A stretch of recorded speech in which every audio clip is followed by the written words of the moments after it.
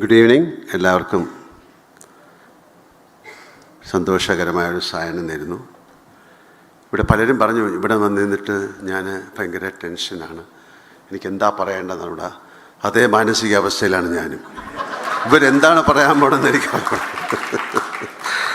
അപ്പം നിങ്ങളുടെ അതിൻ്റെ ആൻസറാണ്. ഞാൻ ഒരുപാട് സ്ഥലത്ത് പോയിട്ടുണ്ട്. ഇത്രയും ടെൻഷനിൽ ഒരു സ്റ്റേജിൽ നിൽക്കുക എന്ന് പറയുന്നത്, ഇതിൻ്റെ ഒരു സങ്കടം എന്ന് പറയുന്നത് 48 വർഷമായി ഞാൻ സിനിമയിൽ അഭിനയിച്ചു. ആദ്യത്തെ സിനിമയിൽ നമുക്കൊന്നും ഇങ്ങനെ ഒരു പരിപാടി ഉണ്ടായിരുന്നില്ല.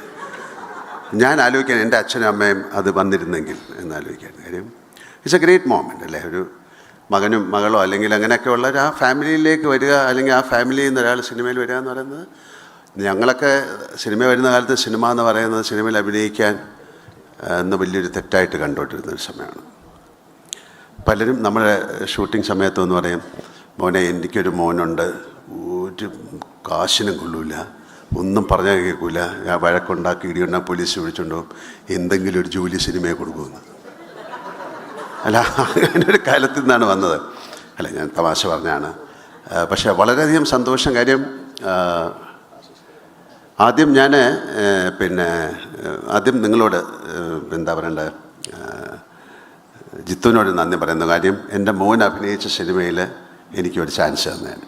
Thank you so much. Same with Jude. Thank you so much for എന്നെ അക്കോമഡേറ്റ് ചെയ്തതിന് അല്ലേ. അദ്ദേഹത്തിൻ്റെ ഒരു സിനിമയിൽ അങ്ങനെ ഒരു നമുക്കൊക്കെ ചോദിക്കാൻ പറ്റില്ലല്ലോ.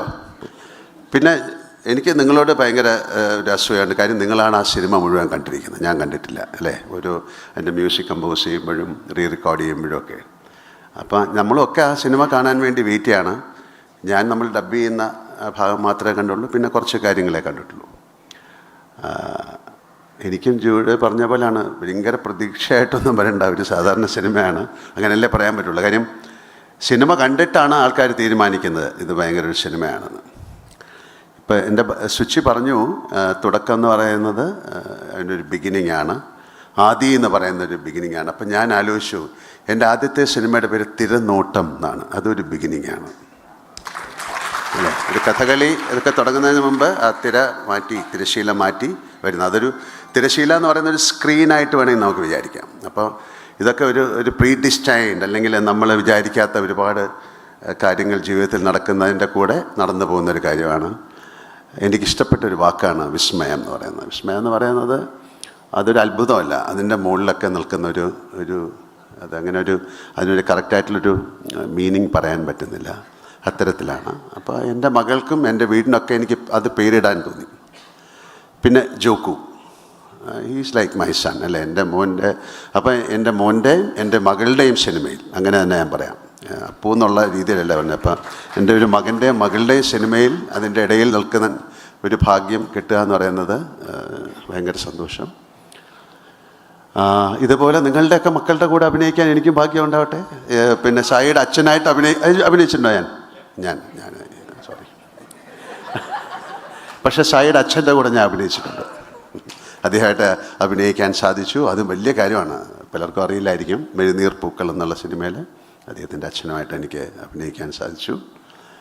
ഒരുപാട് എന്താ പറയണ്ട, നമുക്ക് ചിന്തിക്കാൻ പറ്റാത്ത അത്രയും വലിയ ആക്ടേഴ്സിൻ്റെ കൂടെയൊക്കെ അഭിനയിക്കാൻ സാധിച്ച ഒരാളാണ് ഞാൻ.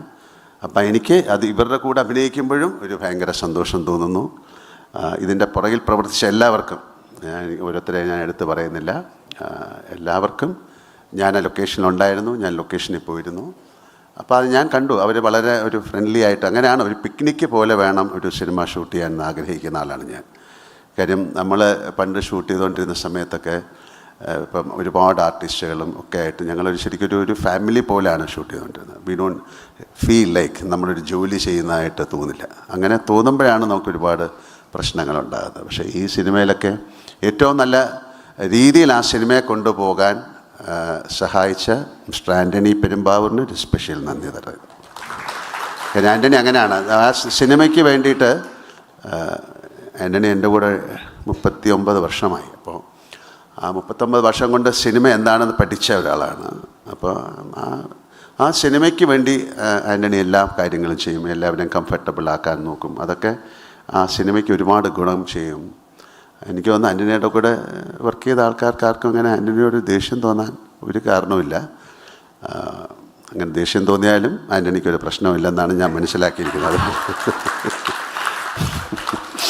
അങ്ങനെ തമാശ പറഞ്ഞതാണ്. പക്ഷെ എന്തായാലും വളരെ സന്തോഷം ഉള്ള ഒരു ദിവസമാണ്.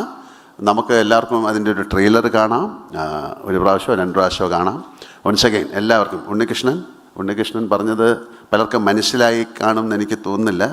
ഉണ്ണികൃഷ്ണൻ അതിൻ്റെ ഇടയിൽ കൂടെ പറഞ്ഞത്, ഉണ്ണികൃഷ്ണൻ എൻ്റെ അമ്മൂമ്മയുടെ ബ്രദറിൻ്റെ മകനാണ്. ഉണ്ണികൃഷ്ണൻ വളരെ കൊച്ചിലെ കാലം മുതലേ കാണും, നമ്മുടെ വീട്ടിൽ വരും.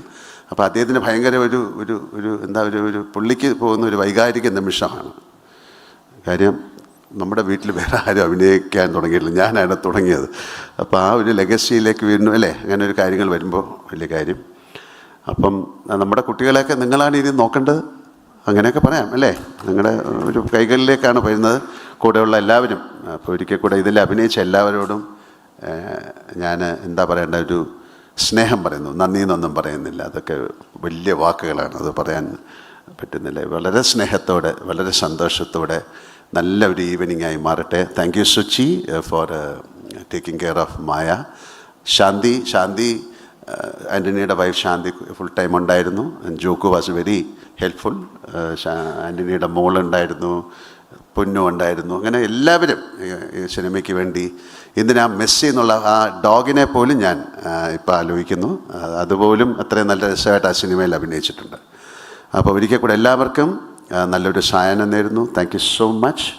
തുടക്കം എന്നുള്ളൊരു സിനിമ ഈശ്വരൻ്റെ കൃപയാൽ വലിയൊരു സക്സസ്ഫുൾ ഫിലിമാകട്ടെ, അങ്ങനെ ഞാൻ പറയുള്ളൂ. അതിനുള്ള ഒരു കാതൽ, അതിനുള്ളൊരു എന്താ പറയണ്ടേ, ഒരു ആത്മാർത്ഥത, അതിനുള്ളൊരു ജോലി അതിൻ്റെ പുറകിൽ പ്രവർത്തിച്ച് എല്ലാവരും ചെയ്തിട്ടുണ്ടെന്നാണ് ഞാൻ വിശ്വസിക്കുന്നത്, ഞാനടക്കം. Thank you.